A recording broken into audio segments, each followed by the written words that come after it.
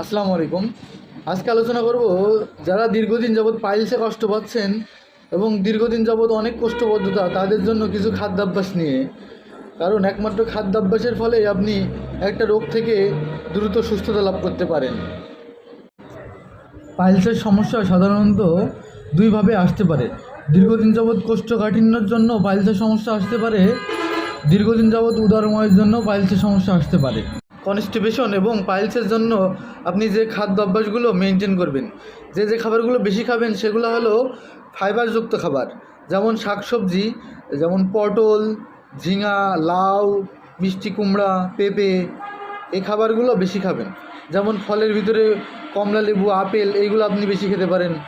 এছাড়াও আপনি যে খাবারগুলো বেশি খাবেন সেগুলো হলো সালাদ, টমেটো সালাদ হতে পারে, সেটা ক্ষীরা সালাদ হতে পারে, সালাদ বেশি বেশি খাবেন।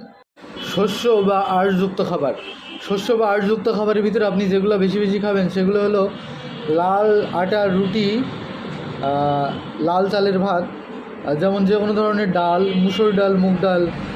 এছাড়াও আপনি ব্রাউন ব্রেড খেতে পারেন। এছাড়া আপনি নিয়মিত বেশি পরিমাণ পানি খাবেন।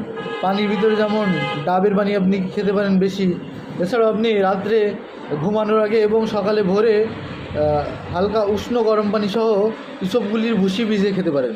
তাহলে আপনি দ্রুত কনস্টিপেশনের সমস্যা থেকে স্থায়ী মুক্তি লাভ করতে পারেন।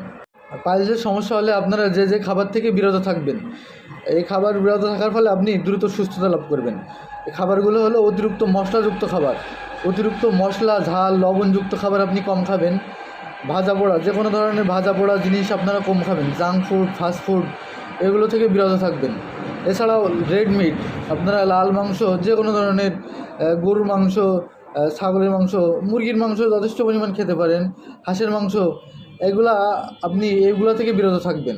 আটা বা ময়দাযুক্ত খাবার, যে কোনো ধরনের আটা বা ময়দাযুক্ত খাবার আপনি পরিমাণে অনেক কম খাবেন।